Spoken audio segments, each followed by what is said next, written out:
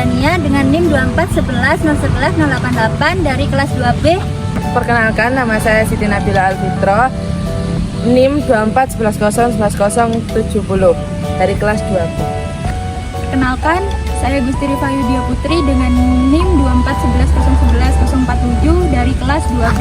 Selamat menyaksikan video dari kami. Assalamualaikum warahmatullahi wabarakatuh. Perkenalkan, saya Nabila dan ini Rifa, ini Yuda. Kami mahasiswa dari Universitas Muhammadiyah Jember, Fakultas Ilmu Kesehatan, Prodi S1 Ilmu Keperawatan. Di sini kami mengucapkan terima kasih yang sebesar-besarnya kepada Bapak dan Ibu yang sudah menyempatkan hadir di pertemuan kali ini. Di sini kami akan memberikan informasi terkait dengan apa itu cikungunya. Baik, kami akan memulai pemaparan materi yang akan disampaikan oleh rekan saya. Baik, Bapak-bapak, Ibu-ibu, di sini apakah ada yang udah tahu apa itu cikungunya? Belum. Belum.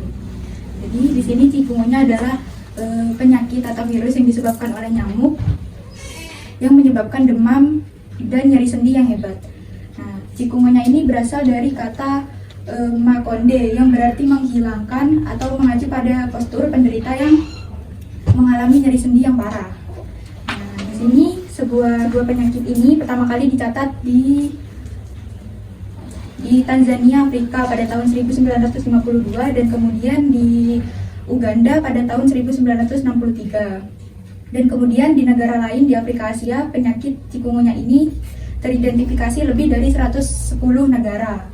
Penyakit cikungunya ini ditularkan melalui gigitan nyamuk yang bernama ini, nyamuk Aedes aegypti, the yellow fever mosquito. Di sini ada contoh nyamuknya ya. Bisa dilihat kalau di sini nih ciri-ciri nyamuknya berwarna hitam dan ada belang-belang warna putih di bagian tubuhnya. Di bagian lengannya itu ada warna kuning-kuning.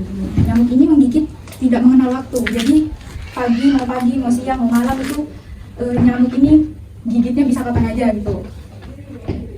Penyakit cikungunya ini berbeda dengan demam berdarah, tetapi cara penularannya sama. Di sini ada yang namanya daur hidup nyamuk Aedes ya, apa yang biasa kita sebut dengan metamorfosis pada nyamuk. Yang pertama itu nyamuk itu kan bertelur. Dari telur ini berubah menjadi jentik-jentik itu selama 1-2 hari. Kemudian dari jentik-jentik berubah menjadi kepompong selama 5-7 hari. Kepompong ini bisa kita sebut dengan pupa. Dari pupa tersebut menjadi nyamuk muda. Di sini gak ada contoh gambar nyamuk muda, tapi di kehidupan yang aslinya itu jadi nyamuk muda dulu. Itu sama, prosesnya sama seperti telur, 1-2 hari. Kemudian setelah jadi nyamuk muda itu bakalan jadi nyamuk dewasa. Nah, di nyamuk Aedes aegypti ini ciri-cirinya yang tadi disebutkan ya, badannya kecil, berwarna hitam dan ada garis-garis putih pada badannya. Selanjutnya ada gejala cikungunya. Mungkin di sini bapak-bapak atau ibu-ibu ada yang udah pernah terjangkit cikungunya, gimana rasanya gitu? Demam, nyeri sendi, Apalagi? mual. Ya betul ya. Di sini gejala cikungunya itu ada 4 yang umumnya. Yang pertama demam tinggi. Demam tinggi ini gejala utama biasanya dimulai dengan demam yang tiba-tiba. Terus kayak apa ya? Demam tiba-tiba terus tinggi. Kemudian yang kedua ada rasa sakit pada sendi. Seperti yang tadi sudah dijelaskan ya. Kalau semisal nyeri sendinya itu udah nyeri banget, itu bisa sampai ngebungkuk kan badannya, saking gak kuatnya buat berdiri gitu. Selanjutnya yang ketiga ada nyeri otot dan nyeri tulang. Biasanya di sini penderita juga bisa mengalami nyeri otot dan nyeri tulang yang intens di bagian belakang, pada punggung, leher. Dan yang terakhir ada ruam. Pada beberapa kasus, ruam ini juga dapat muncul. Ruam itu biasanya berwarna merah, keungu-unguan, dan itu bisa muncul di mana saja di anggota tubuh. Nah, kalau kasus gejala cikungunya pada anak-anak atau balita itu biasanya ada kejangnya atau biasa disebut dengan step. Ini biasanya saking tingginya demam jadi mengakibatkan kejang pada anak-anak atau bayi. Selanjutnya saya akan menjelaskan tentang penyebaran virus yang dipengaruhi oleh pertama perpindahan penduduk di daerah yang terinfeksi menuju daerah yang baru. Yang kedua, sanitasi lingkungan yang buruk yang mengakibatkan perkembangan nyamuk Aedes aegypti. Dan yang ketiga yaitu kepadatan populasi nyamuk yang diakibatkan oleh sanitasi lingkungan yang tidak terjaga. Selanjutnya diagnosis gejala. Yang pertama yaitu demam akut yang berlangsung selama 1-2 hari. Yang kedua yaitu pendarahan intensif, dan yang terakhir nyeri sendi yang parah yang berpengaruh pada aktivitas sehari-hari. Pengobatan penyakit virus cikungunya.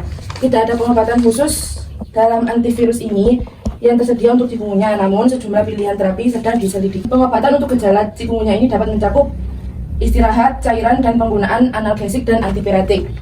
Penggunaan analgesik ini yakni anti nyeri. Contohnya ada ibuprofen, aspirin, dan yang lainnya. Untuk obat antipiretik atau anti demam itu bisa paracetamol, obat-obatan antiinflamasi non-steroid seperti ibuprofen, aspirin, dan sebagainya. Obat antiinflamasi non-steroid ini dapat digunakan untuk membantu mengatasi demam dan nyeri akut. Untuk cara pencegahannya yang ada dua, yakni secara individu dan perkembangbiakannya. Yang pertama secara individu itu adalah menggunakan obat nyamuk, penggunaan kelambu, tidur di ruangan yang ber-AC, mengenakan pakaian yang menutupi sebagian besar tubuh. Untuk cara untuk mengurangi tempat berkembangbiakannya itu secara teratur membuang atau menangani wadah terbuka yang berisi air tergenang seperti pot, bunga, ban, lubang pohon, dan kolam batu. Yang kedua, memastikan wadah air, tong, sumur, dan tangki itu tertutup dengan baik. Bagaimana sih nyamuk itu bisa terinfeksi penyakit cikungunya ini? Ada orang yang terkena penyakit cikungunya, terus ada nyamuk yang menggigitnya. Terus nyamuk ini itu menggigit ke orang yang sehat. Nah, betul Ibu. Jadi gitu. Itu akan menyebar virusnya. Yang mau bertanya silahkan bertanya. Bagaimana cara mencegah jentik-jentik? Bagaimana cara mencegah jentik-jentik agar tidak cara mencegahnya ya gampang sih sebenarnya. Tinggal kita itu kalau ada air yang menggenangi bak atau pot atau apapun lah ya, airnya dibuang. Terus bisa juga kita kasih obat anti jentik-jentik itu taruh di dalam air.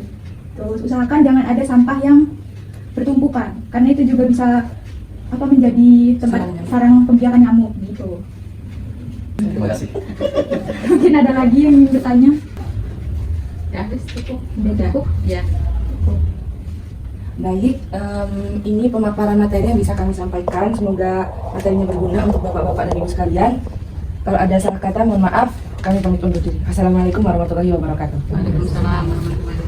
Terima kasih telah menonton video kami hingga akhir.